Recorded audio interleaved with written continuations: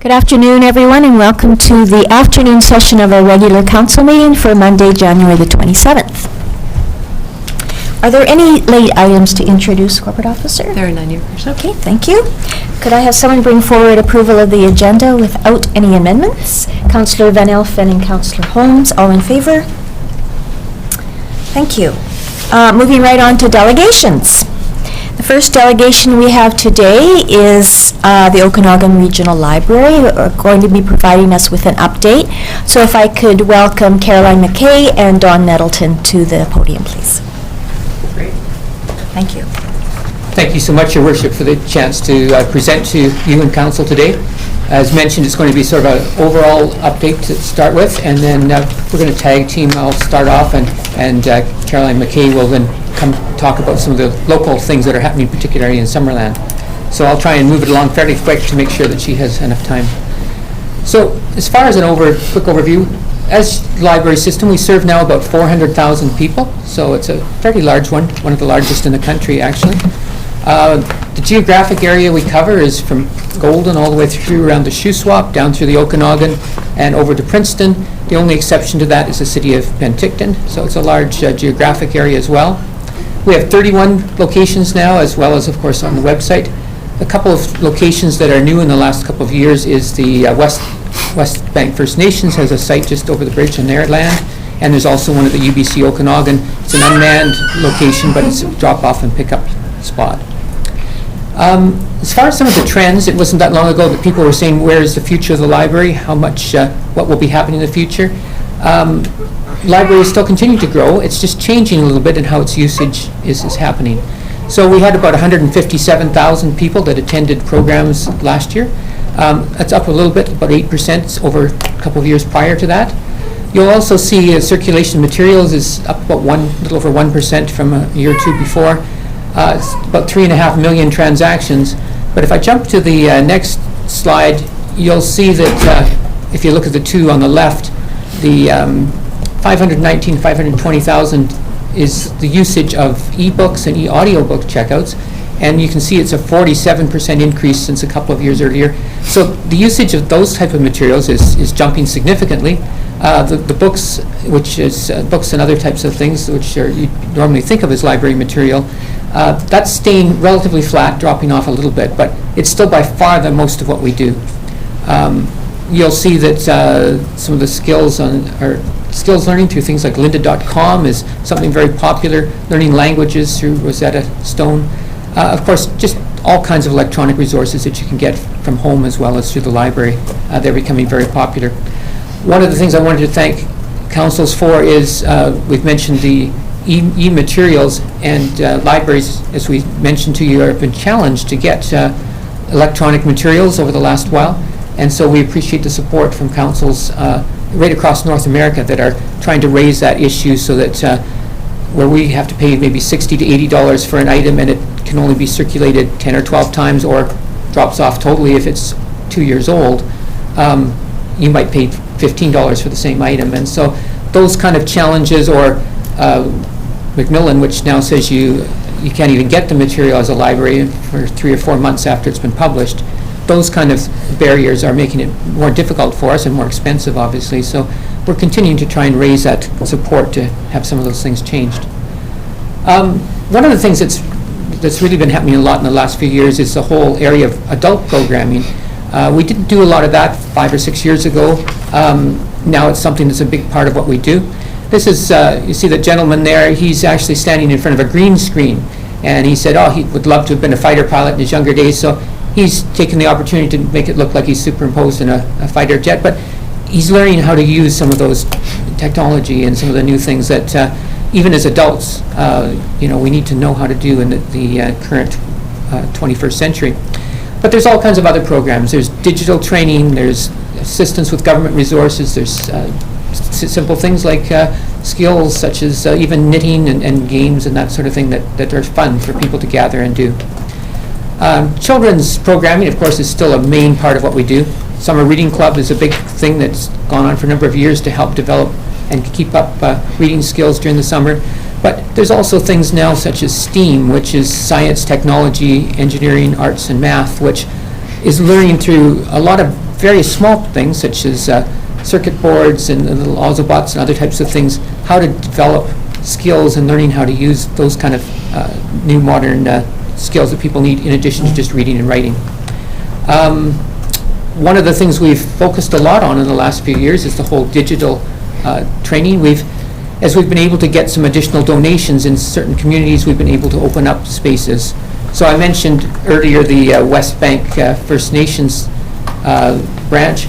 That's just about totally technology, very few books in it, and that's sort of a training hub and a spot to learn how to use digital skills. In last summer, the downtown Kelowna Library got a number of donations from corporate sponsors to start to put in things like a sound engineering booth and a small maker space. In the fall, we were able to get some dollars from the Columbia Basin Trust, and so in Golden, we opened up a small maker space there, and they're currently one under construction in Revelstoke that we hope to have open by summer. And Vernon is about to announce some funding which they got from partners, which I won't steal their thunder for, but it'll be announced shortly. And so later on this year, they hope to also open a maker space in their space. So again, some of those extra donated monies has helped weather space for that sort of thing to take place. Speaking of money, our budget is close to $20 million now. Again, I want to say you'll have noticed it when you were at UBCM that one of the things that libraries are doing is trying to promote the need for provincial support. And again, if you look forward to this particular slide, you'll see the effects of the provincial funding freeze. On the graph on the right will show you that we last year had about 92% of our funding come from the local taxpayer, about 5% come from the provincial government and others from various sources. If you look back 25 or 30 years ago, the provincial portion was about 20% or 20 to 25%. That's just because over the last 10 years, the province has totally frozen library budgets. And prior to that, they were not adjusted very often. And so we're hoping that they listened. It was in a number of the the recommendations coming from the Budget Committee for the province to add additional funding. It's about $14 million now for provinces, or for all libraries in the province, and it should be around $20 million if you just did inflation alone. And so we're hoping that that was the whole catchy slogan, 20 million in 2020, and we're hoping that they take notes of that and do throw some more resources there, because it is creating pressure for the local taxpayer, and it's particularly difficult for some of the rural branches to keep up without that provincial funding. For expenses, you'll see that we do about half of our funding goes towards salaries and wages in our branches. Facilities are about 20% and 20 to 25%, and then you'll see books and materials about 15%, and computers, other things take up a small portion of the others. One of the things that we think is we do provide good value as a regional library system. We're significantly more efficient than just individual libraries by themselves would be, and we also offer a wide range, 750,000 items that people can draw from just the books and materials, as well as all the digital materials and things. Our challenge, though, is we've been falling behind the other libraries within the province and Canada. If you look at this particular figure here, you'll see down under salaries and benefits, sort of halfway down the page, the provincial average a couple years ago was $35.41 per capita. We were at $23.75. The one below that, if you see total expenditures per excluding facilities per capita, $48.67 provincial average. We're at $34.34. Given that we're 30% below provincial average, and we're one of the larger libraries within the province, that means that there's a large percentage of the libraries that are significantly above that provincial average. So our board is recognizing we need to bring much closer in line with what at least the provincial average would be to start to offer the kind of services that we still need to with some of the cost increases and other things we're facing. So I think over the next few years you'll start to see a little bit above inflationary increases for our budgets. That's the board will be developing that further, but I think that's kind of an expectation. We have, over the last number of years, reallocated money within our budgets. Over $1 million has been reallocated within there to try and make sure that we keep it well balanced. But there's a limit to how far you can go with those types of things. So where's the future of our library going to go? I think, more programming for all ages. There's going to be increasing digital training and digital skills learning. And of course, the whole digital side of e-books and e-audiobooks and all that sort of thing. And we're right at partway through just developing a new strategic plan, which will give a little bit more direction.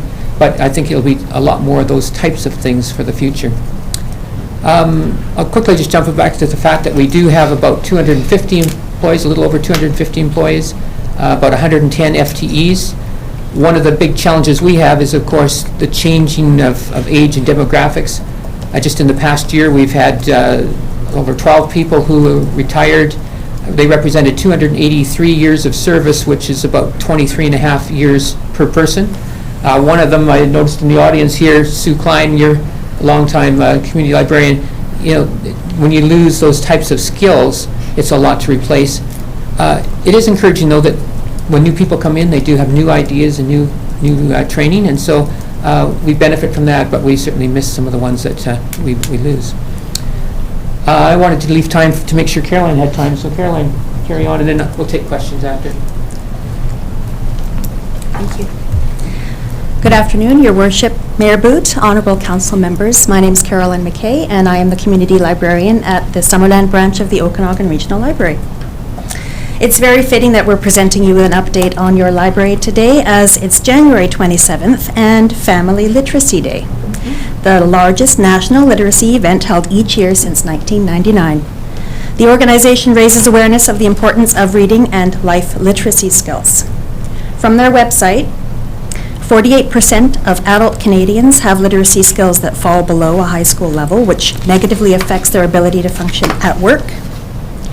84% of jobs in Canada currently require the use of a computer and basic technical skills. 9% of Canadians report that they do not subscribe to or have access to internet at home. 55% of Canadians have unsuitable numeracy skills. 1/3 with low income report worrying about money almost constantly. Literacy is more than just being able to read and write. The library is here to help everyone acquire those skills and other essential life skills.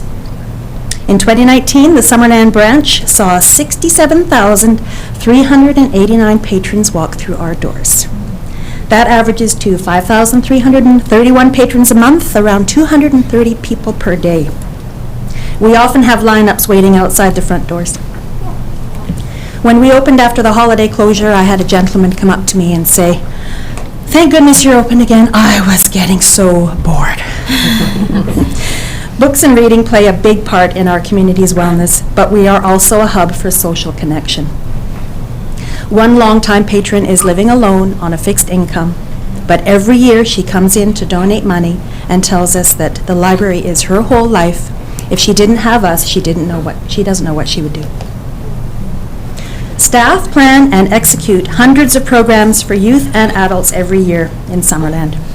2019 saw 184 youth programs such as preschool story time, toddler time, baby rhyme time, and summer reading club with 3,617 total attendees. 67 adult programs such as book club, author visits, and vinyl night were attended by 1,414 people.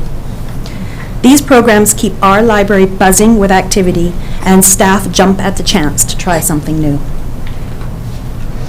Partnering with the Riga Festival Society allowed us to host many award-winning authors, poets, and musicians in our branch. The extended play event invited 3 local authors to read from their works, one of whom has recently moved away from Summerland. On vinyl night, we heard her say, "I can't believe I'm dancing in the library." She penned a letter to the editor recently of the Summerland Review saying that she will never forget it. It's one of her favorite memories. Summerland is the only branch whose staff write for a local newspaper. One of our patrons came up to the counter and told us that the first page he turns to in the review is our column. He loves reading about upcoming events and book recommendations. Our strengths lie in connecting people with information as well as entertainment. Last year, we checked out 125,322 physical items. DVDs checked out 17,276 times, a big jump since we lost our video store. Out of the 30 branches in the system, Summerland ranked 7th highest for digital book checkouts with 29,621 ebooks and e-audiobooks. Public internet stations were heavily used, especially in the summer months, with visitors from out of town. In 2018, wireless internet was accessed 27,331 times for a total of 8,841 hours. Your library is a fabulous facility that lends itself to a multitude of possibilities. Our quiet study rooms are regularly booked for meetings as well as studying. We are second only to the Kelowna branch, with 850 meetings serving 7,255 people. I'm not saying it's competition, it's not. Last year, the Chamber of Commerce honored the Summerland Library staff with the Customer Service Excellence Award. We care deeply about our community and our patrons and hope that we can continue to provide top-notch service. So let's say you're planning a trip to Italy and you visited the library to check out some travel guides. Maybe the librarian shows you the Rosetta Stone language learning database offered free with your library card, and you learn some Italian. Then on your trip, you become lost in the middle of the Alps searching for a hotel. You are the only one in the entire group that can ask for directions in Italian. Your librarian can literally save the day. Thank you, Madam Mayor and councillors. There's questions. Thank we'll you. take them, otherwise, Yes, any questions of council? Councillor Holmes? Thank you. I got a second crack at this. I already asked questions at the R2S. I just have a few questions. One regarding the Rosetta Stone. Is it also offered in English for newcomers? Yeah? Oh, okay. That's good to know. And is there a demand for foreign language materials? For foreign language materials? Not heavily at the moment, but we do have another language being offered right now. They're going to start with Farsi, I believe. Yeah, they're going to start offering Farsi language materials. Oh, in okay. Summerland Oh, that's branch. interesting. We have a small selection. Yeah. I just know, when I lived in France, the library there had English books, and that basically saved me. That's how I learned to live there. So it's. I was just wondering if it was the same. I understand English is a more dominant language. it depends on each of our communities. We have a floating collection, and so we have small amounts of various different languages within our system. They tend to migrate towards where the people tend to be that mostly would speak those languages, but it's not one of our largest areas. Okay. Can I ask something else? Yeah. So just in your provincial statistics reports, the comparisons, I see the expenditures on salaries and excluding facilities, everything. I'm just wondering how the expenditures on facilities compare. What are we paying for facilities compared to other parts of the province? And also, is there so when the new library opened in Summerland, you moved from a leased facility to one that you owned yourself, and I'm just wondering, is that library policy to whether to own rather than lease, or when new libraries are being opened up, or is it just depends on the local situation? So I'll answer the last one first. It depends on the local situation. So if it's kind of do a business case for what it looks like makes sense. The board for the longest time just leased facilities, and then they realized that over time our cost of buildings was climbing all the time because rents and things go up, and we were paying off other parties' buildings, but and then we were getting challenges that our budget was growing too much. So they decided to move forward, and with now we've got about 4 or 5 buildings that we do own, and again, after those are paid off in 20 years or so, that will help the board to have more flexibility within their budgets. What we do, though, to make that fair to everybody is when we're charging back, trying to compare the costs in each community, we look at what the market rents are, which is how we do it for all of our buildings, and so we'll only charge back the market rents towards that community, sort of comparing what the costs are in that community, just to keep that fair. The first part, as far as facilities costs overall, again, within the province, that's one of the reasons we pulled the facilities costs out of that comparison figure. Is some libraries report all the costs of their buildings and others don't. The buildings are just supplied to them in various ways. So, for instance, Fraser Valley Regional Library System, their costs of all their buildings except for the headquarters of the system itself are all buried within each of the municipalities' budgets because they own and charge them. So it looks as though they have no costs for buildings when in fact, of course, they do. But so that's why when various ones report it different ways, knowing that, that's why we pulled the cost of facilities out when trying to compare. Okay, thank you. Any other questions, Councillor? I have one that I'd like to ask, and it's related to the provincial funding as well. You were talking about your campaign, the 20 million for 2020. How is, whether it's 20 million or 14 million as it is now, how is that money distributed throughout the library systems in British Columbia? They've done it based upon a formula, and then they kind of backed off from that and grandfathered things a little bit. But basically, it's on a per capita basis, and they recognize more on rural residents than urban ones, just recognizing that it costs more to try and service distributed people. So it's, it's based on a per capita amount. Okay, thank you. Okay, Well, thank you very much. We appreciate the chance. Thank you. Bye.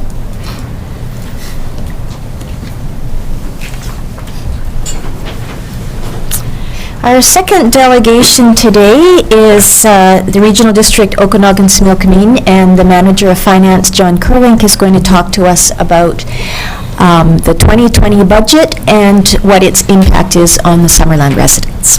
Thank you. Good afternoon, Your Worship, Council and staff. So I'll try to go through some of this very quickly. It's probably a review for a lot of you that were here last year. So a little bit about the regional district, the differences between us and a municipality. You have one budget or a few funds. We've got over 143, actually 155 this year that we budgeted for. Every budget is a separate pot of money, and the money's collected from those taxpayers that put the money in, and the money stays within that. So we don't have any latitude to move funds around. If the fund has a deficit, if a budget has a deficit, we have to recover that deficit in the following year. So our process started way back in August, seems like a long time ago. We start with a baseline budget based on similar levels of service to the prior year. Then we layer on top of that inflation, collective agreement increases, and change requests, which I'll go through quickly. That gets us a baseline budget that we present to the board through a series of 3 workshops that went on November and December of this year. And we have to pass our budget by March 31st, which is a little bit different. You have until May, early May, right? 15th. 15th, yeah, so ours has to be in the books by the 31st. So types of services, the ones that relate to you specifically in the District of Summerland are the regional services, which I'll go through. We also have the category of rural services, which just apply to our electoral areas. And then we have shared services where sometimes municipalities and our electoral area will work together on something. And then local services, which just relate to electoral area or a subset of that electoral area. So in your budget, things that are impacted, of course, are the value of your property assessments compared year on year. So you can see you had 13.45% of the total value of land and improvements for the 2020 assessment based on the completed roll. A little bit up compared to last year, marginally. Your assessments went up 3.04%. The RUS average is 2.91%, so you're paying a little bit more of the tax burden this year when you take the pie and cut it up. So this is the program and change requests. A lot of these don't impact you as a district, but I just put them on for the interest of completeness. So the program changes are really with programs or staff. So you can see we put a 2-year, and a lot of these, as I said, don't apply to the district. But we've got a total of $460,502 in asks this year in staff. If you go to the capital side, that's a little bit more, 2.6 million in terms of capital requests for the coming year. Most of those are paid out of reserve or grants, so they're once again not an impact in taxation, or a delayed impact, because of course we collect that money, put it into reserve, and then we're drawing out of reserve. So it ultimately was collected from taxpayers at some point in time. The regional grants this year, you can see we've designated some money for the Meadowlark Festival. The Kids Festival's coming back to Penticton. We gave $800 to Animal Lifeline, and that was all they asked for. I always point that out because sometimes the directors can decide to give less than what the ask was, but in this case they only asked for $800. And then the South Okanagan Community Foundation received $30,000, and that's the second year of a grant that we're giving to them, and that's to develop capacity within the rural areas for donations and for planned giving.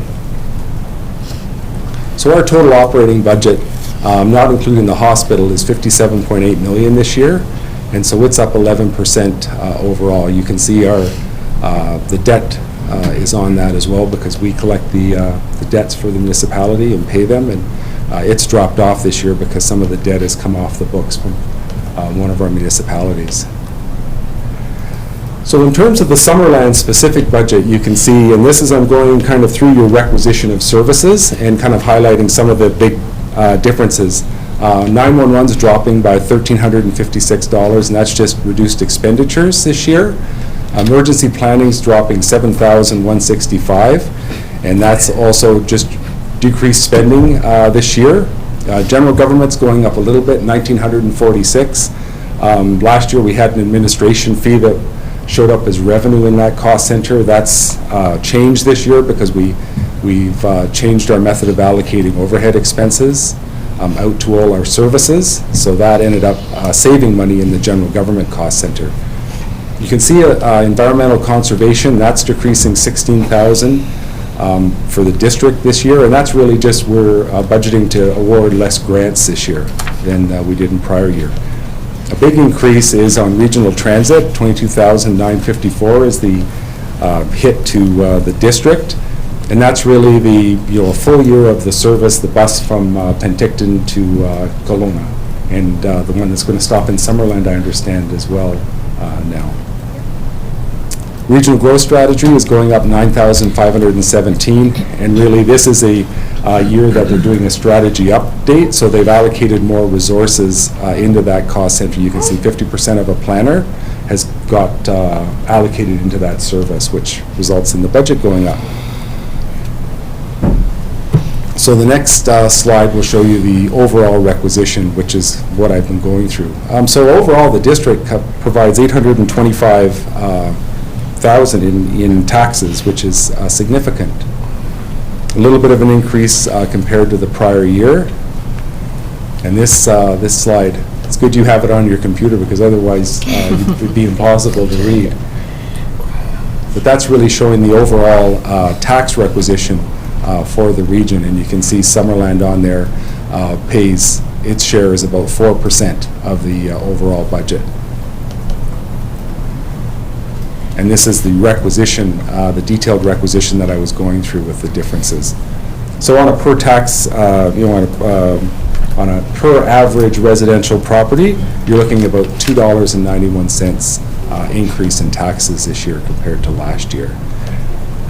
And so this pie chart really illustrates, an average house is $549,000 here in the district, and so you would pay, the regional piece of that is $118. And you can see the pie breaks out what the different pieces of that are. $28 to general government, $15 to the Okanagan Basin Water Board, $4 to emergency planning, and so on.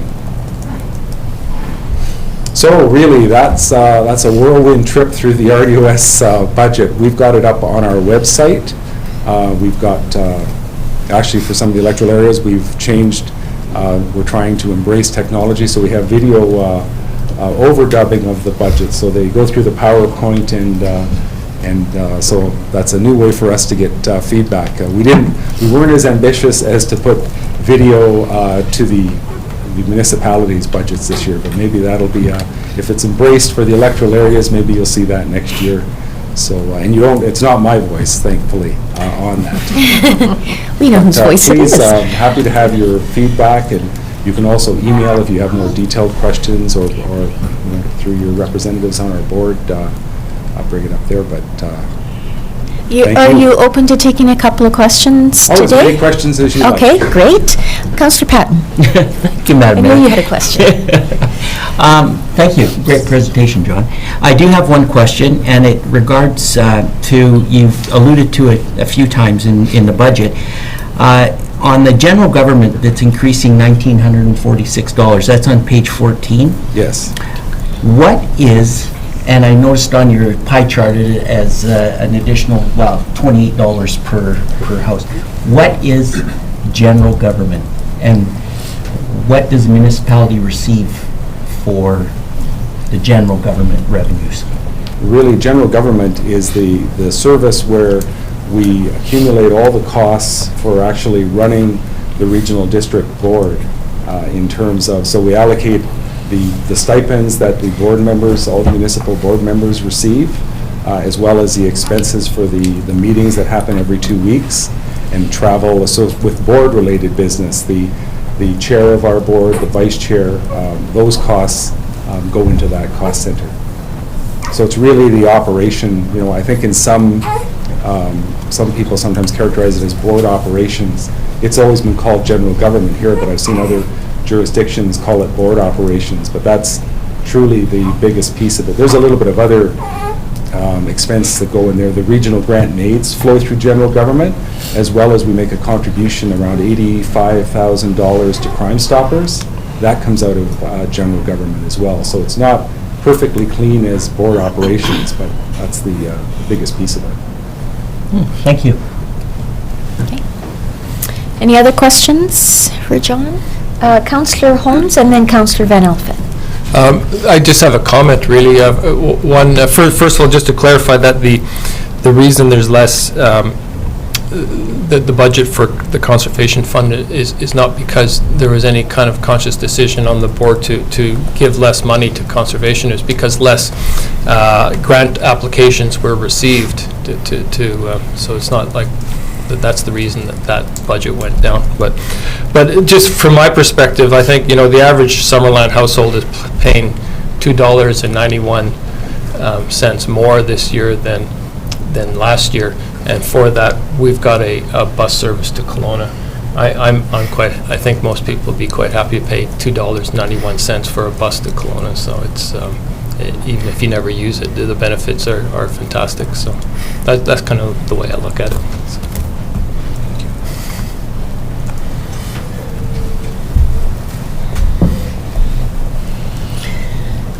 Councillor Van Elfen? Thank you, Madam Mayor. Just a question, and I've seen it year after year, it seems to be, keeps going up, sterile insect release program. And I'm just curious, because the amount of fruit trees being removed from the Okanagan Valley and being replaced with grapes, you'd think you'd see a decline in this service cost, but year after year it seems to keep creeping up. Is there any explanation for that, or? Well, really, the SIR program is a third-party board, so they come to us, just as we do to the district, saying, here's our requisition. And their requisition this year, I think, so far is relatively flat. What's caused the increase this year is it's really, and I can take the blame for this, is the regional district, because we changed our method of allocating administrative overhead. In terms of the methodology to try to allocate it more fairly across all those 150 services, and as a result, that charge to the SIR program went up, because it's a fairly, on our side, it's a fairly labor-intensive program, because it's a combination of tax and taxation, ad valorem taxation and parcel tax. So there's a lot of work that goes back and forth to get to the taxation. So I think their operating costs, I don't know who our representative is on that board, but I think it's Director George Bush on the... But I think their costs have been flat this year, so it's really, it's mea culpa for that one. Thank you. Anyone else? Okay, that looks good. Thank you very much for your presentation. Thank you so much. Today. All right. Now we have time for 15 minutes for public comment. If there's anyone in the gallery that would like to speak on one of the items that's on the agenda this afternoon. Okay. Thank you.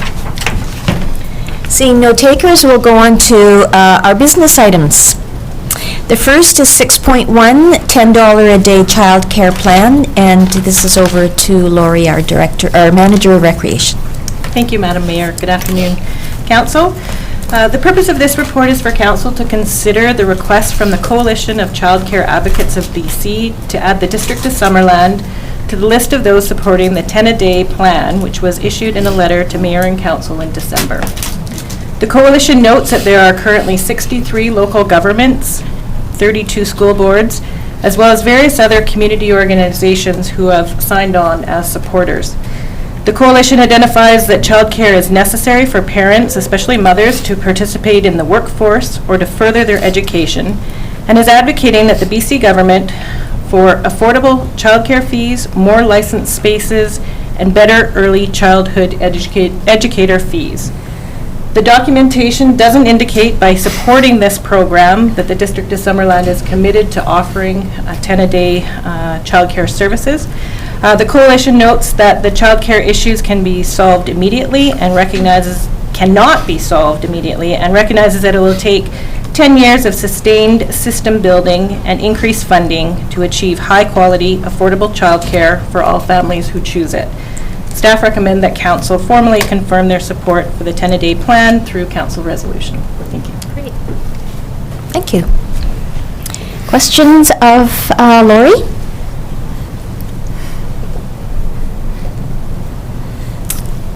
No? All right. Oh, Councillor Carlson. I would move the motion as presented. Okay, thank you. Timing is right. Seconder, Councillor Van Elfen. Any further discussion on supporting this? Councillor Van Elfen. Thank you, Madam Mayor. 10 years is much too long. This is way overdue. There's other provinces in Canada that have this luxury, and I don't know why we're being, treated as a have-not province, because other provinces have it, and I think we desperately need it here, and 10 years is way too long to be waiting for this program. It's a crisis now, and it's not going to get any better. Right, Aaron? It's not going to get any better, and we need the government to move much quicker on this problem. Thank you. Thank you. Just to add to that, I think one of the challenges is that there's a lack of providers and a lack of people who have the qualifications to be the childcare providers, whether it's an education or a facility. So I know the government's working on that, but that needs to be a really high priority. And perhaps as council, we can have a conversation about $10 an hour childcare during council meetings. Someone, I'm sure, in our community would love to take care of 4 children. In the room next door, right? That's right, next door. Councillor Holmes?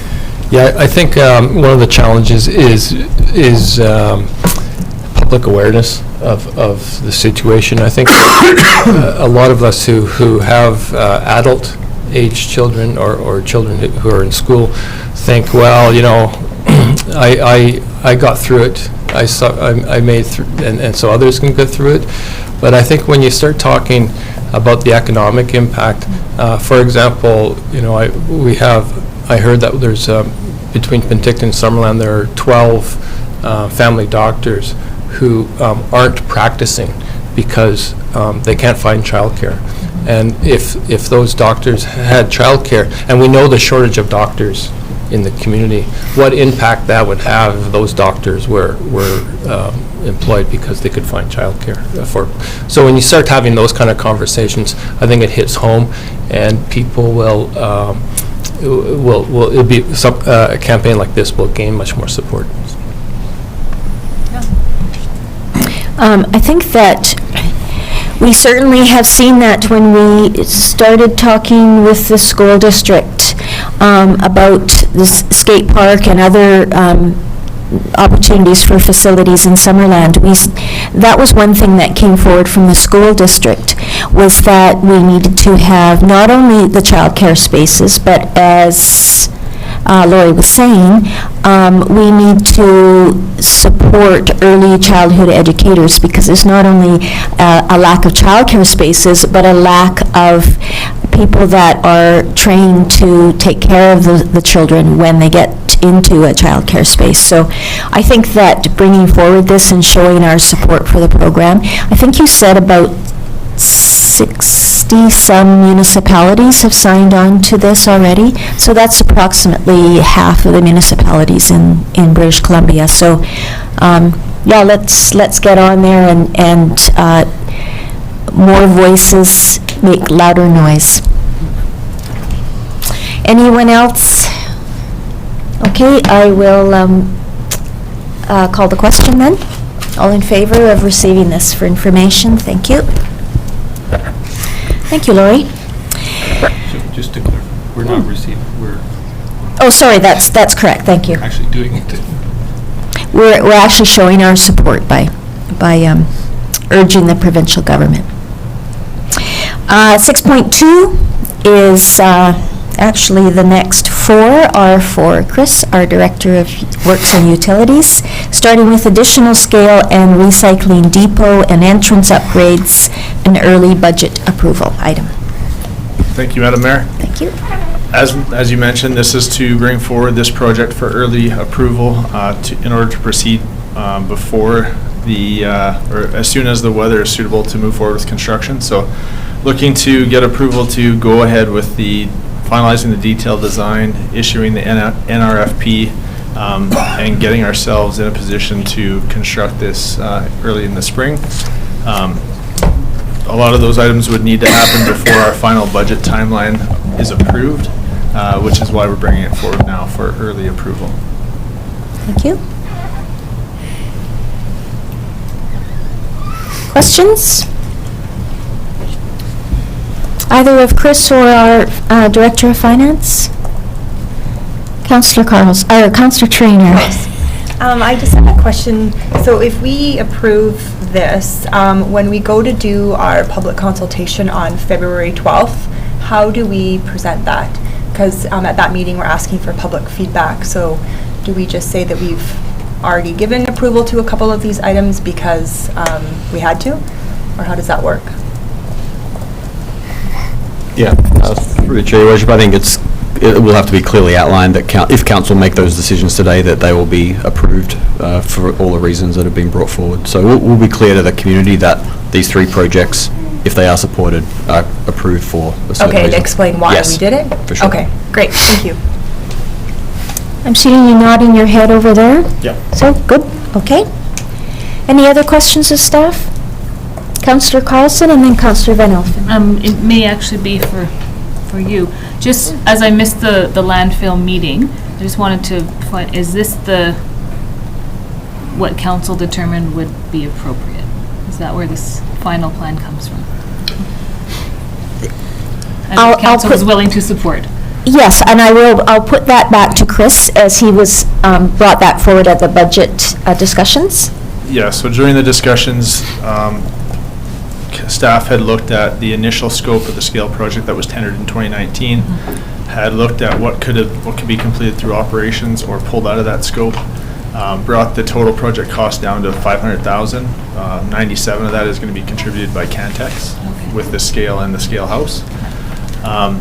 The one caveat to that was that the operations of the second scale, that it would require in some circumstances 2 scale operators versus the 1 attendant that we currently have today, that we look at either a 0.4 or a 0.6 FTE for the remainder of 2020 to see if those operational costs could be kept down now while over time as those numbers increase and the efficiency of that scale continues to grow, and more people across the scale, there may be a need to expand that operational cost, but for now, that was the one caveat to it.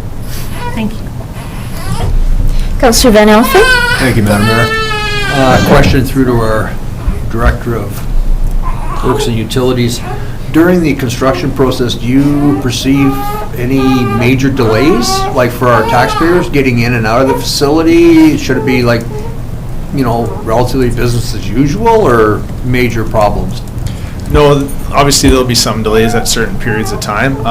Being that we're able to construct on the one side, on the recycle depot side, and keep the existing shack and the existing scale in operation for most of those, it shouldn't be impacted that much. A lot of it might just be when we get into the final road works or the fence and gate installation, then we may see some minor delays, but overall, no. Thank you. Good. Any other questions?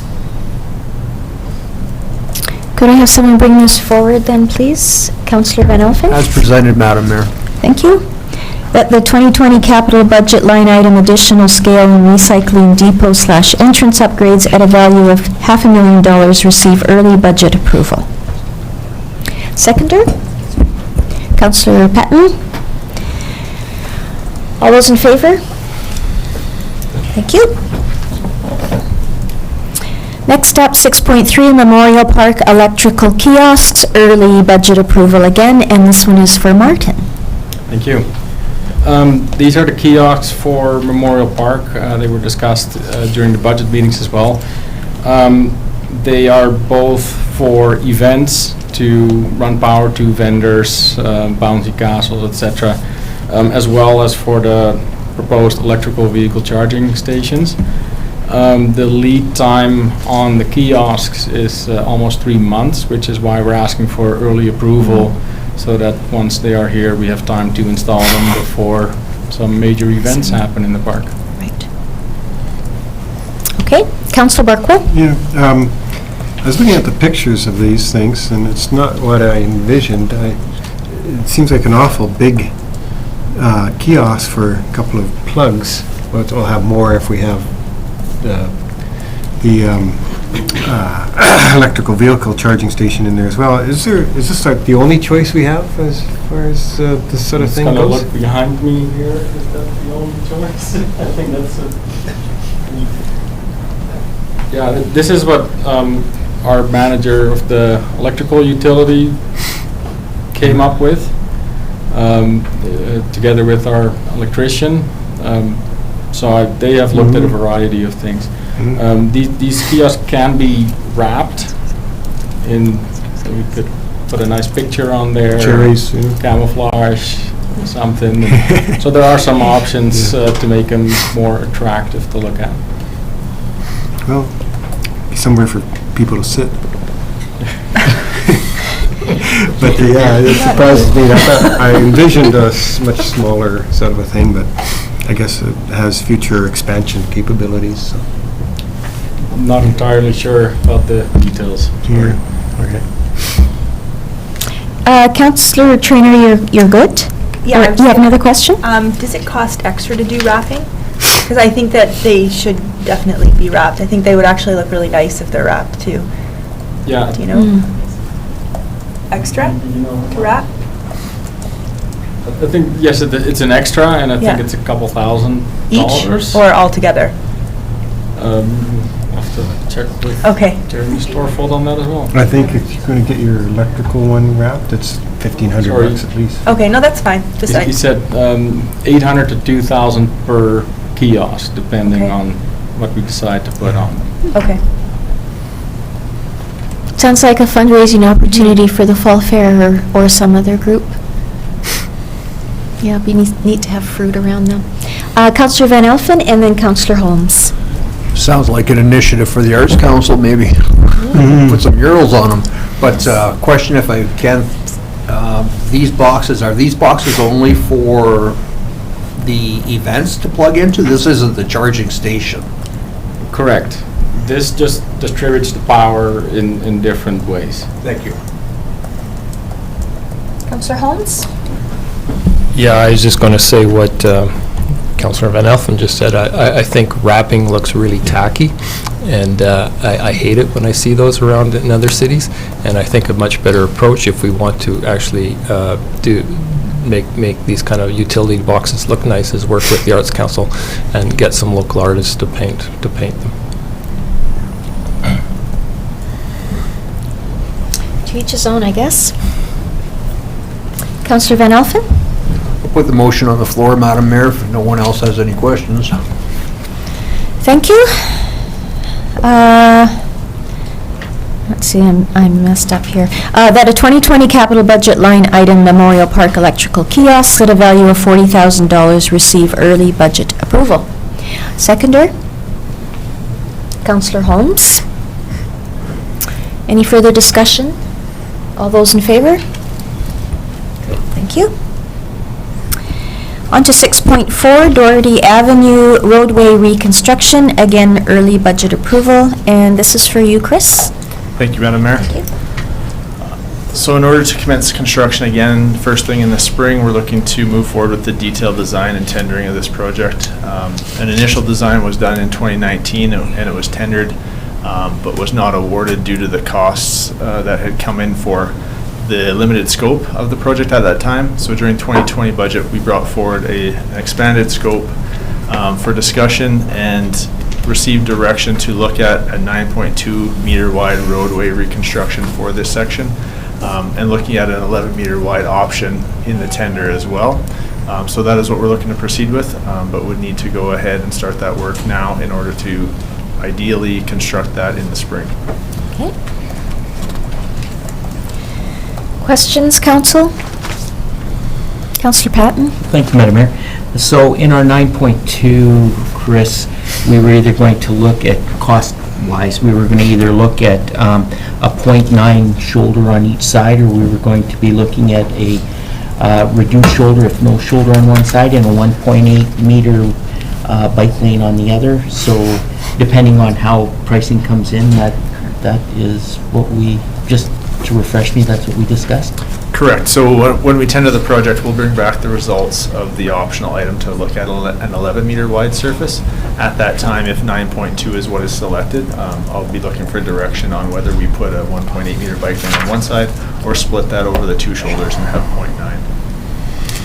Excellent, thank you. Thank you. Any other questions? Councillor Holmes? No, I'll just move. I'll Thank just you. move that the 2020 capital budget line item Doherty Avenue asphalt at a value of $500,000 receive early budget approval. Okay. Councillor Van Elfen, you're seconding? Yes, Madam. Thank you. Any further discussion on this item? No? Okay, all in favor? Thank you.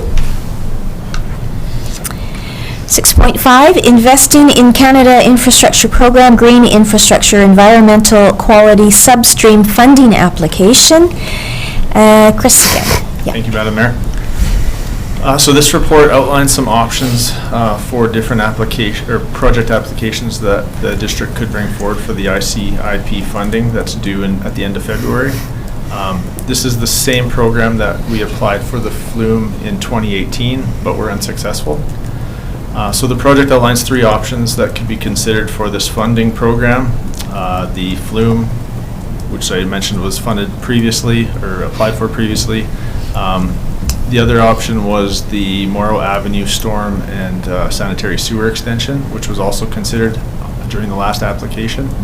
And recently, the Eisentalk Dam Outlet Pipe Replacement Project has come forward as a priority on the water side of things, and was also considered and looked at with this funding program to see if it would apply. So looking at those three, the Flume is still the recommended project from staff that we move forward with that one for the application. Since our denial on the previous application, discussions with the ministry have occurred, and looking at where our application could be improved or why we weren't successful. First item was the heavy subscription of this program. There were only 25% of the applications that were approved, so there were 75% that weren't, based on the number of and the volume that they seen come in. The asset management sections and the was the big section that we were lacking in 2018, just where we were at with our asset management program. So the steps that we've taken over the last 2 years to improve that will significantly enhance our application if we move forward this year.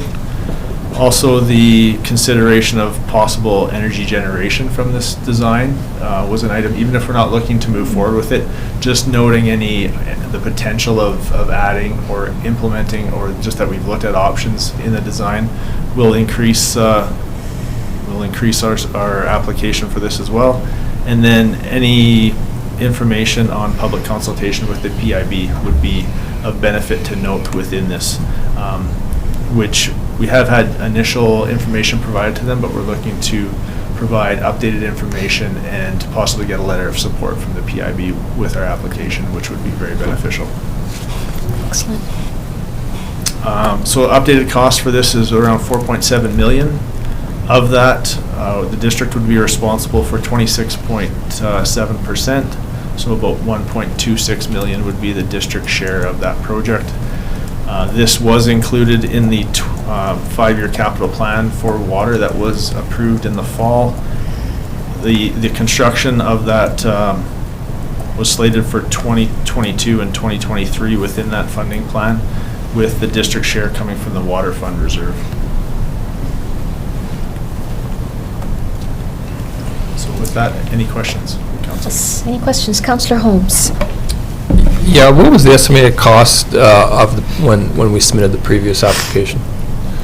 The previous was about 3.8 million. So the increase is due to just inflation or what? A big component is material costs. The pipe cost is the main factor that has gone up due to inflation. So looking at either a steel pipe option or an HDPE option, both of those material costs have significantly increased over the last couple of years. And we're looking at 1.5 kilometers of that pipe, anywhere between 900 millimeters and 1200 millimeters, so 3 feet to 4 feet diameter. So it is a significant component of this project. A lot. Yeah, it's quite an increase. Any other questions? Okay, could I have someone bring this forward then? Councillor Patton, seconder. Councillor Holmes. Further discussion? I'd just like to say that I appreciate staff working with the ministry staff to enhance the application in whatever way we can. Clearly, if we've already put in an application which has been denied, there was a reason for putting that in, and the reason hasn't gone away. So thank you for doing that. And also thank you for your consideration with getting a letter of support from the Penticton Indian Band, because we want to continue to strengthen our relationship with them. So, so thank you for that. Anyone else? Okay, all in favor? Thank you.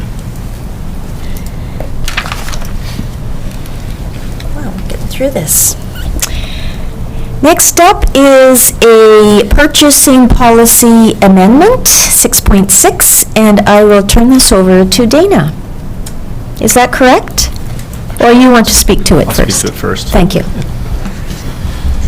Thank you, Madam Mayor. I just wanted to speak first, partially because I don't think Dana has actually ever been introduced to council yet formally. I'm sure you've seen her around the office. Oh, yeah. Sorry. But, so Dana is our Manager of Procurement and Contract Administration, and she's been instrumental in putting this revised purchasing policy together. Council will note that at your initial strategic plan or strategic planning session, priority session back just after this council was put in,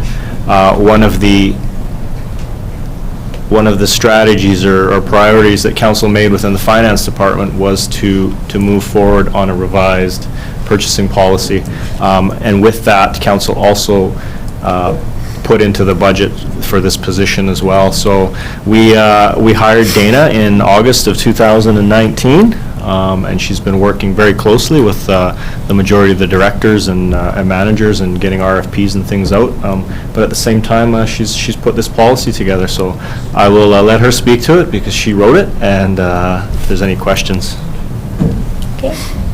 My apologies, Dana, I see you a lot. I just made that assumption, so. No sorry. worries at all, thank you. So the current purchasing policy was adopted by council in 2014. It is a little bit confusing and contains some contradictory information or information that appears to be contradictory between the body and the approval matrix at the back. So it can be hard to follow for staff, even for the well-intentioned. So when the current purchasing authority policy was adopted, the district's procurement function was totally decentralized, as Dave mentioned. There was no single point that all procurements would flow through. So the individual user departments were required to run their own procurement processes as best they could, using the procurement policy as a guideline. So the existing policy contains a lot of procedural elements that function as a how-to guide for managers that were tasked to run a procurement. Decentralized procurement functions are common in many smaller municipalities, and the lack of oversight, consistency, and field-specific expertise can open up an organization to liability and financial risks. So to mitigate these risks, the current purchasing authority policy required council approval on many routine budgeted procurements. With the new management position, all procurements over $25,000 and any direct awards over $5,000 are flowing through my position. So there's more management oversight, more centralized oversight into the procurement process. And this policy is designed to incorporate this position into the approval process and to empower staff to make more routine operational decisions. So in developing the proposed policy, policies from many other BC municipalities were reviewed. Close attention was paid to policies from other municipalities in the Okanagan that also have centralized procurement functions, so specifically Penticton, West Kelowna, Kelowna, and Vernon. This is important because municipalities with centralized procurement processes are exposed to less risk during the procurement process, so don't require as much oversight from senior management or council. Bringing our policy in line with the policies of neighboring municipalities has many other benefits. It builds on best practices. It makes the procurement process more transparent, more consistent, and easier to navigate for suppliers that do business in the region. And it also makes the procurement process easier to understand for staff as they move from one municipality to another. Many of our management staff have worked with other Okanagan municipalities prior to working here. So in accordance with best practices, the proposed policy focuses on high-level guiding principles and rules and has removed the more procedural elements. I will summarize 5 of the major areas of change between the current policy and the proposed policy. So the first major area of change is around the approval levels. So in the existing policy, there's a distinction made between low bid purchases, which are purchases that are awarded based on cost only, and best value purchases, which look at factors other than cost. Only one other municipality surveyed makes this distinction in their policy. We should be looking at factors other than cost because often the cheapest proposal doesn't represent the best value for the district or its taxpayers in the long run. But having a stricter approval process for best value processes disincentivizes people to look at factors other than cost. The current policy states that staff have the authority to award budgeted low bid procurements regardless of value, but best value procurements valued over $100,000 need to be brought to council for approval. Bringing items to council for approval does take some extra time and effort and can create delays of often 3 to 4 weeks. Council meetings are typically held every 2 weeks, but staff need to submit their reports 1 week before the meeting. Add another week if you need to submit a report from a manager to a director before it's submitted for approval for the meeting. So under the proposed policy, management staff would be empowered to award all procurements as long as they're already budgeted in the financial plan that was approved by council, and they were conducted in accordance with this council-approved procurement policy. Reports would be submitted to council for information only, following any procurement valued $250,000 or greater. This is consistent with best practices as council focuses on strategic government rather than being involved in the day-to-day operational decisions. Municipalities such as Penticton, Peachland, Kelowna, Vernon, Kamloops, and Prince George all give the CAO unlimited authority as long as the purchase is within the financial plan and conducted in accordance with their policy. So in addition to changing the approval authority level for the CAO and Director of Finance to unlimited for best value procurements, which they already had for the low bid procurements, the authority levels have also been increased for department directors and department managers in accordance with best practices, but kind of on the lower end. So in the proposed policy, department directors are given authority for up to $100,000, again, as long as the procurement is within the financial plan and conducted in accordance with the procurement policy. $100,000 is the same as Penticton, a little lower than Vernon's at $150,000, Kelowna's at $500,000, Kamloops at $250,000, and West Kelowna's at $75,000. Managers have been given authority for up to $25,000 under the proposed policy. In Penticton, managers have authority for $75,000, Vernon $50,000, West Kelowna West Kelowna is $25,000 and Prince George is $25,000. So a second major change in the proposed policy is around commitment authority. The current policy doesn't address how we make commitments to vendors that we will purchase something from them. So there are two mechanisms typically to demonstrate commitment: purchase orders and contracts. The proposed policy allows designated staff to sign off on purchase orders when they've received properly authorized purchase requisition form. And the proposed policy allows contracts to be signed by any two signing officers as named in the municipal signing authority policy. Another key change is around the approval process for non-competitive procurements or direct awards. The approval requirements for direct awards are slightly stricter than for competitive procurements to provide additional scrutiny. Basically, they are approved one level higher than usual. So when a manager would usually have authority for a procurement, they now need to submit it to their director for approval, and where a director would normally have authority, they now need to submit it to the Director of Finance for approval. So in the proposed policy, the CAO and Director of Finance would have unlimited authority to approve direct awards as long as the procurement is budgeted in the financial plan, and the rationale for the direct award is expressly permitted by the trade agreements. So the trade agreements list a number of allowable exceptions and exemptions that allow organizations to forego a competitive procurement process. So some of those are routine purchases like real estate transactions, legal services, treasury services. Other reasons might be when the good can be demonstrated to only be able to be provided by one supplier. For example, a software license renewal or something proprietary. So in the existing policy, any direct awards over $100,000 were brought to council for approval.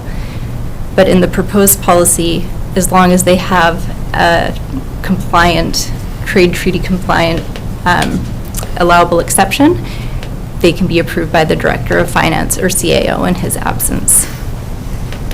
The proposed policy also makes a small change around emergency purchases. The existing policy gave department directors and senior managers the authority to bypass normal procedures in the event of an emergency. The proposed policy gives the CAO only this responsibility. to waive the procurement policy in the event of an emergency, including making purchases that aren't budgeted, as long as the unbudgeted emergency expenditure is reported to council as soon as possible, so that council can amend the financial plan. So this is in line with best practices and what other organizations are doing, and also with the community charter and the requirements for emergency purchases. So another key change is around procurement thresholds.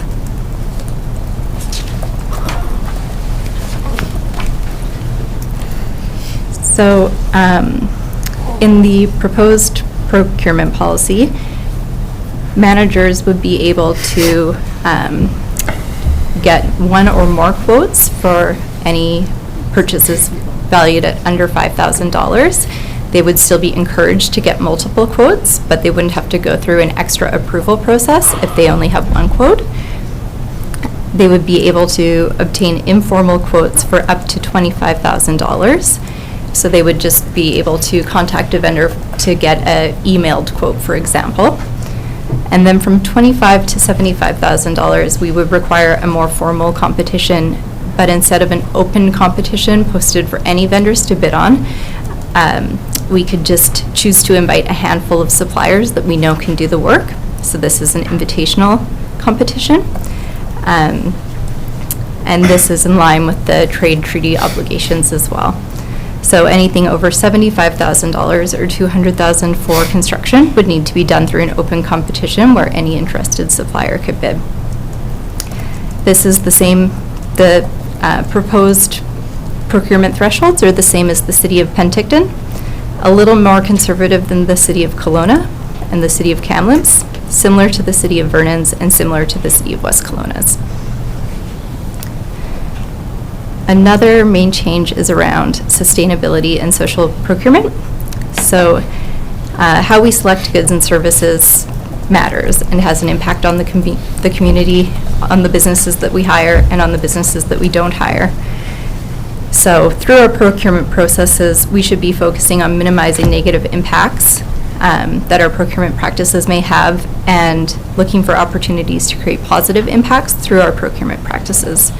So this policy expresses a commitment to sustainable and ethical considerations, but does not require that we incorporate these factors into every procurement. Sometimes it will be appropriate, other times it won't make sense to include sustainability or social procurement factors. But the policy provides actionable ideas on how we could integrate social, environmental, and economic sustainability into our procurement process as and when appropriate. This includes techniques such as giving preference to carbon neutral options and energy efficient equipment, rewarding suppliers whose businesses have positive social impacts, and incorporating opportunities for suppliers to contribute to workforce development. Demonstrating our commitment to these factors has the added benefit of increasing our eligibility for grants and funding. Many grant applications ask about social, environmental, and economic sustainability considerations during the procurement process. And integrating these factors into our procurement process is increasingly becoming a requirement to receive funding through grants and government initiatives, such as the Federal Investing in Canada Infrastructure Program.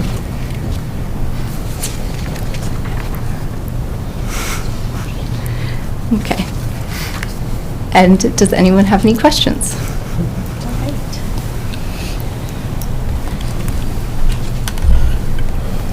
Councillor Van Elfen and then Councillor Holmes. Does that mean shop Summerland?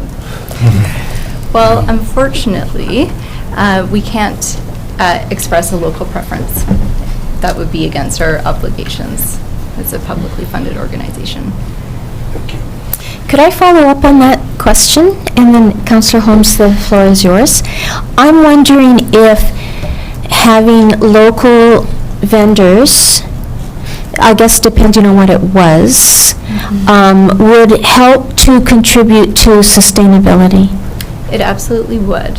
And so one thing that this policy does by raising the limit from, I believe it was $25,000 to $75,000 for the open competitions, Right. and allowing us to just do invite-only competitions under 75,000, that means we could pick 3 local suppliers to bid on something instead of posting it publicly for any company to bid on. Good. And a lot of our procurements would be under that threshold. Good. That's good. That's really good to hear. Mhm. Councillor Holmes, or that answers your question? Okay.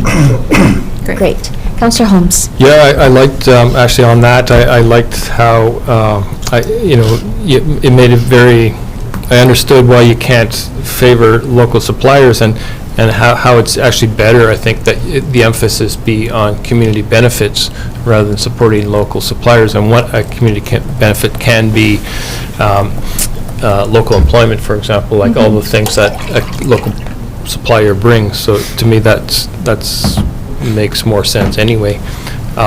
First, I want to say I think this was a really well-written report. I really appreciate that. It was really nice to read. So I just have one question. So regarding the current policy requires direct awards of over $100,000 to be brought to council. So what's has to be brought to council now, I guess? So what would, report for information would be brought to council for any procurements over 250,000, but it's just for information only, no decision, so that we can move through the contracting process quickly. If we need to increase our budget, or if we need to approve a procurement that wouldn't be done in accordance with this policy, it would need to go to council. Or if there was a procurement that somebody wanted to direct award that was over $75,000 and didn't have an allowable exception in one of the trade agreements, then that would come to you for approval. Okay.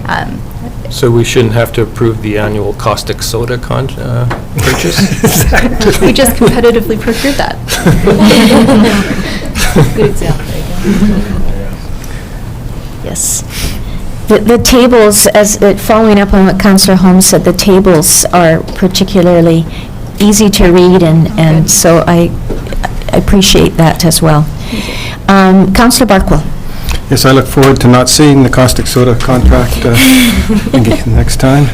I guess I can speak to this as being a great leap forward.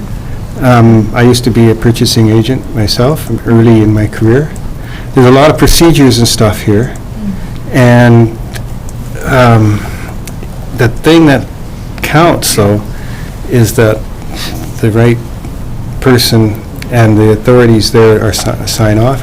My first, it was my second job in my career was as a purchasing agent, and the controller in our office went to jail, and you can count on the fact that those procedures were not being followed, and they were picked up on, and one thing led to another. So you can have everything written down. I'm not sure where you're going with this. We'll try to keep you out of jail. Please.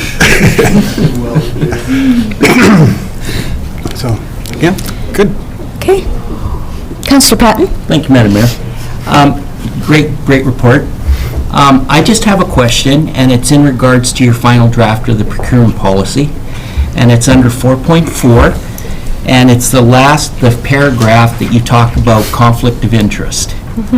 And the $25, under $25 are an acceptable gift.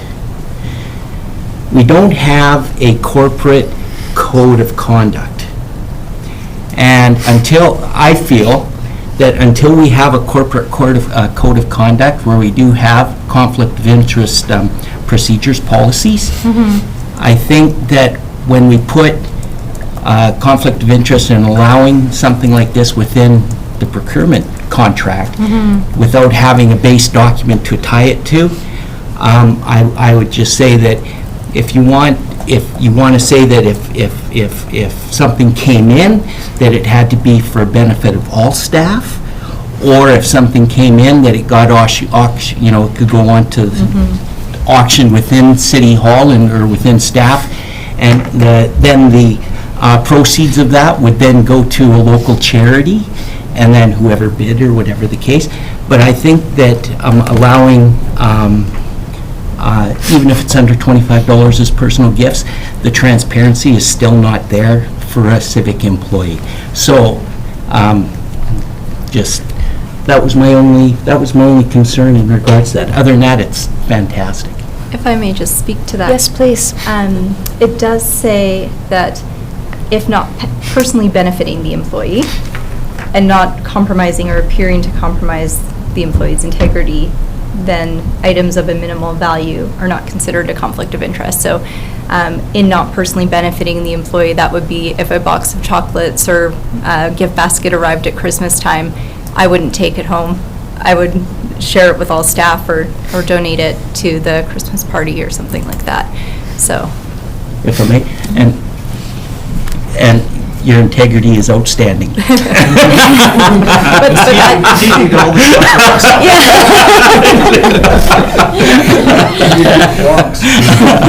I just think that we have to be careful since we don't have a corporate code of ethics. Thank you. Thank you. Councillor Barker? Just a comment, when I was a purchasing agent, there was a lot of gifts coming my way at Christmas, and I shared them in the office, and if I hadn't, I would have been Mr. Hated, and if by doing it, I was Mr. Popular. It's pretty easy.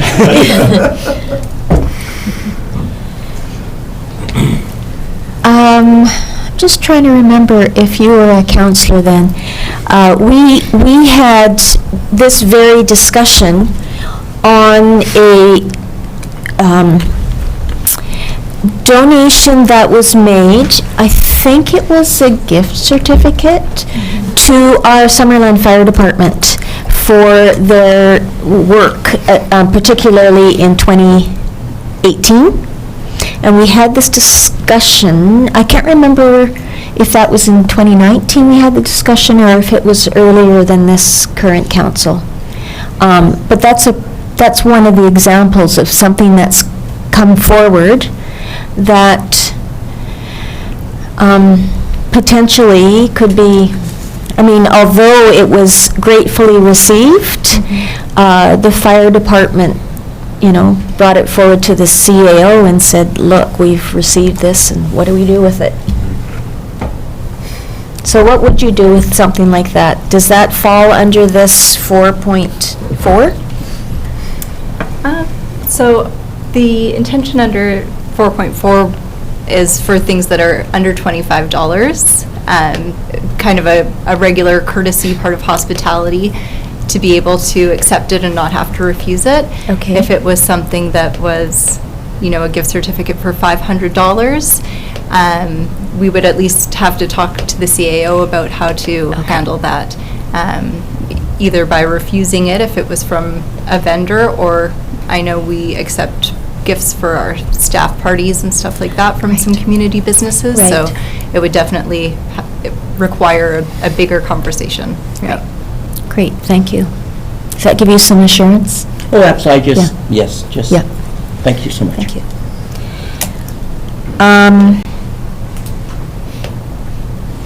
Is this, and maybe this is a question for our Director of Finance.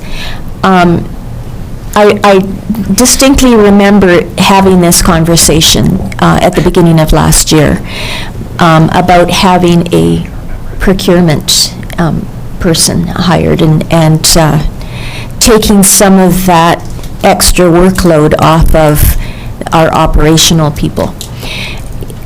Does that fall under good governance, our priority of good governance? I believe that the rewrite of this purchasing policy definitely falls under good governance. It's a governance document. The entire organization will now be required to follow it. The fact that we now have a centralized individual that can manage this is just, it's extremely helpful for an organization our size. So absolutely, it's good governance. Yes, thank you. Anecdotally, people are singing the praises of Dana being in her position, so thank you. And thank you for bringing this forward. So, could I have somebody bring forward the resolution that we adopt this policy. Councillor Van Elfen, Councillor Holmes. Any further discussion? All in favor? Great. Okay, so we are on item 7. Another opportunity for the public to comment or the media, and I don't see any media here anymore. So is there anyone in the gallery that would care to comment on anything that we've talked about today? Looking at you. Okay, thank you. So item 8 is a resolution to close the meeting to the public. Councillor Van Elfen and Councillor Holmes. All in favor? Great, we will do that.